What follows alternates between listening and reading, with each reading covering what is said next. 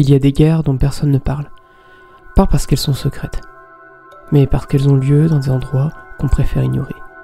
En avril 2025, un événement discret a secoué l'un des piliers les plus chaotiques du web, 4chan. Un hack, silencieux, précis, presque chirurgical. Et pourtant, il venait de là où personne ne l'attendait, d'un site marginal et moqueur, né des ruines d'un ancien forum oublié. Soyjak Party. Pour comprendre ce qui s'est passé, il faut d'abord comprendre ce qu'est 4chan. Bonjour et bienvenue sur ma chaîne. Ici, je te raconte des histoires vraies, parfois oubliées, souvent dérangeantes, autour du hacking, des failles et de ceux qui les exploitent. Si ce genre d'enquête te parle, pense à t'abonner, liker et partager ton avis en commentaire. Et maintenant, place aux faits. Créé en 2003 par Christopher Poole, aussi connu sous le nom de Moot, 4chan est un forum d'images anonymes inspiré du site japonais 2channel. À ses débuts, il était un simple repère de passionnés de manga et de culture japonaise. Mais très vite, il a muté. Il est devenu un chaos organisé, une sorte de jungle numérique où l'anonymat est roi, où rien n'est modéré à part l'inégalité pure, et où certaines dérivent. Aujourd'hui, 4chan attire entre 20 et 25 millions de visiteurs uniques chaque mois, même si ces chiffres peuvent varier, car le site ne suit pas vraiment les standards du web classique et il ne garde pas les posts très longtemps. Il n'y a pas de système d'abonnés, pas de profil public, seulement des fils de discussion qui s'autodétruisent au fil du temps. En 2015, Christopher Poole a quitté le navire et depuis, le site appartient à Hiroyuki Nishimura, l'un des fondateurs de 2channel, le pendant japonais de 4chan. Un changement de main discret, mais qui n'a rien changé à l'ADN du site. Provocateur, imprévisible et toujours profondément archaïque. La raison d'être de 4chan, offrir un espace sans filtre, où l'on peut publier sans identité, sans historique, sans réputation. C'est à la fois ce qui le rend fascinant et dangereux. Car là où il n'y a aucune barrière, tout peut arriver. Parfois même l'impensable. Tout commence avec un nom étrange, Soyjak. Une parodie visuelle utilisée pour se moquer de certains comportements en ligne. Derrière le rire gras, une communauté s'est formée.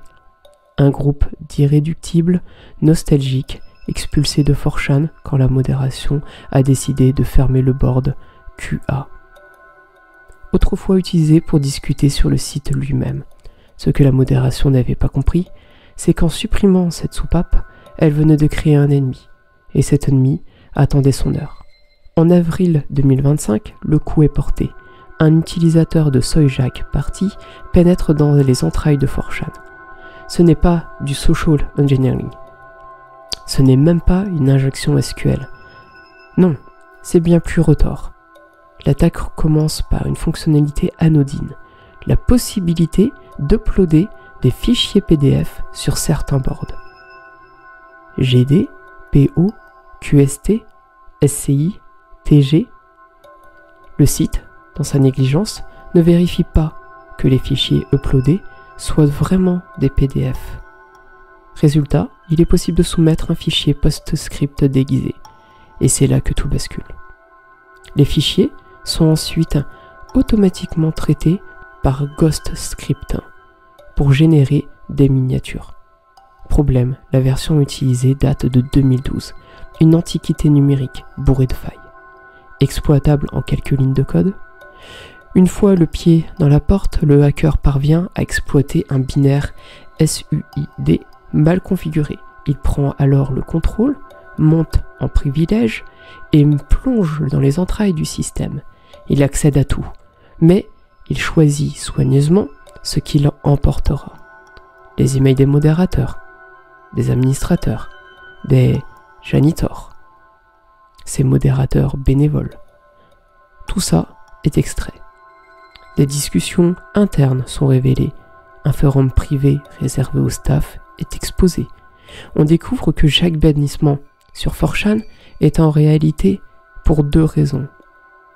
Celle que voit l'utilisateur et celle bien plus révélatrice que seule l'équipe de modération peut lire. Le code source du site est également exfiltré. confirmant ce que beaucoup soupçonnaient. 4chan traque activement les empreintes de votre navigateur. Il fingerprint vos moindres faits et gestes dans l'ombre. Et pourtant, malgré cet accès total, le hacker ne touche pas aux données des utilisateurs payants du 4chan Pass.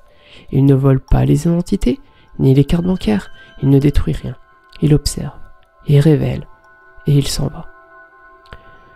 Le site tombe temporairement. La fuite est trop profonde, trop dangereuse. 4chan reste silencieux. Aucune annonce officielle, aucune explication. Mais la communauté sait, et les docs commencent. Les membres du staff, un par un, voient leur anonymat exposé, leur identité dévoilée par ceux qui pensaient avoir banni à jamais. Ce piratage a fait les gros titres. Et pourtant, il révèle tout. Les failles techniques d'un géant fatigué, l'arrogance de modérateurs persuadés d'être intouchables, et la puissance d'un petit groupe bien décidé à régler ses comptes. Ce n'est pas un hack pour l'argent. Ce n'est pas un acte politique. C'était une vendetta. Un pied de nez. Une revanche cryptique entre deux fantômes du web. Dans les abysses d'Internet, parfois, les monstres ne viennent pas de l'extérieur. Ils sont nés chez vous. Vous les avez nourris. Et un jour, ils reviennent frapper à la porte en riant. Après plusieurs jours de silence et d'interruptions partielles, 4chan est revenu finalement en ligne. Discrètement, sans déclaration officielle. Les administrateurs ont patché la faille critique en mettant à jour GhostScript. Supprimer les permissions abusives liées au binaire SUID et renforcer leur politique de validation de fichiers uploadés. Les fichiers PostScript ne sont plus autorisés. La fuite n'a pas été totalement effacée, le code source circule toujours. Les adresses mail du staff sont toujours entre de mauvaises mains. Mais la brèche a été colmatée. Enfin, pour l'instant. 4chan continue de tourner, comme si de rien n'était. Comme toujours, car sur ce site, tout passe, tout s'oublie, sauf pour ceux qui savent vous chercher.